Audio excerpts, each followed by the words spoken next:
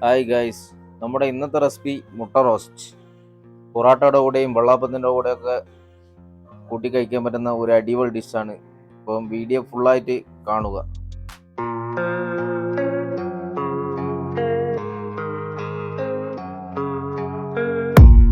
I don't really know what comes next. I'm just doing my best. I buy all this shit.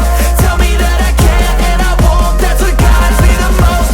Your lies, I'll do what I want. The gas in the back, the key with the black. I'm inspired by thirst.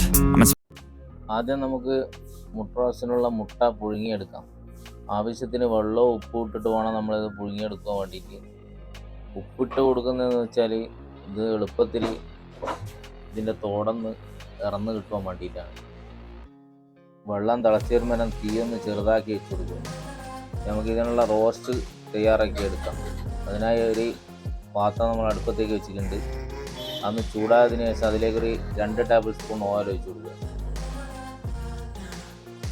ഓയിലൊന്ന് ചെറുതായി ചൂടായതിനു ശേഷം അതിൽ ഏലക്കായ്, ഗ്രാമ്പു, പട്ട കുറേശ്ശായിട്ട് ഇട്ട് കൊടുക്കുക. അതിലേക്ക് ചെറുതായി അരിഞ്ഞു വെച്ച ഇഞ്ചി വെളുത്തുള്ളിയും കൂടി ഇട്ടിട്ട് നന്നായിട്ടൊന്ന് മൂപ്പിച്ചെടുക്കുക. നല്ലൊരു ബ്രൗൺ കളറായി വരുന്നത് വരെ മൂപ്പിച്ചെടുക്കുക.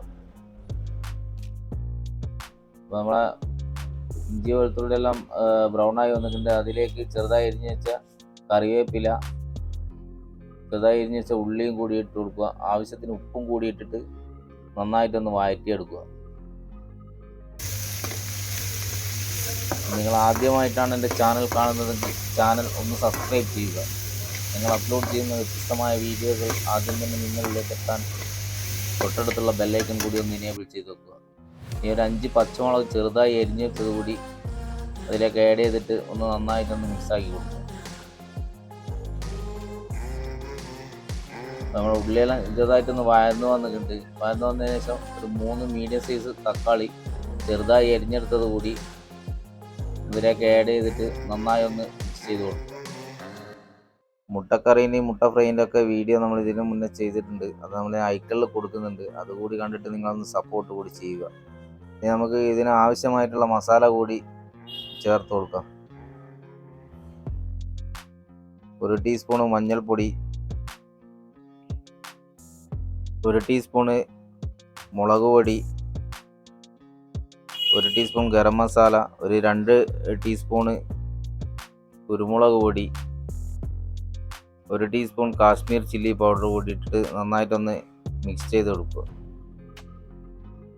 മസാലേൻ്റെ പച്ചമണം ഒന്ന് മാറി വരുന്നത് വരെ നന്നായിട്ടൊന്ന് മിക്സ് ചെയ്ത് കൊടുക്കുക. എന്നിട്ട് അതിലേക്ക് ഒരു 1/2 ടീസ്പൂൺ ജീരകപ്പൊടി കൂടി ഇട്ട് കൊടുക്കുക. 1 ടീസ്പൂൺ ചിക്കൻ മസാല കൂടി ആഡ് ചെയ്തതിന് ശേഷം നന്നായിട്ടൊന്ന് ഇളക്കി കൊടുക്കുക. നമ്മളെ മുട്ട റോസ്റ്റിനുള്ള റോസ്റ്റ് ഏകദേശം ഇവിടെ റെഡി ആയിട്ടുണ്ട്. ഇനി അതിലേക്ക് കുറച്ച് വെള്ളം ഒഴിച്ച് കൊടുക്കുക. കറിയിലൊന്നും ഒഴിക്കുന്നത് പോലെ ഒഴിക്കരുത്. കുറച്ച് 1 ഗ്ലാസ് വെള്ളം ഒഴിച്ചാൽ മതി. 1 ഗ്ലാസ് വെള്ളം ഒഴിച്ചിട്ട് നന്നായിട്ടൊന്ന് തിളപ്പിച്ചെടുക്കുക.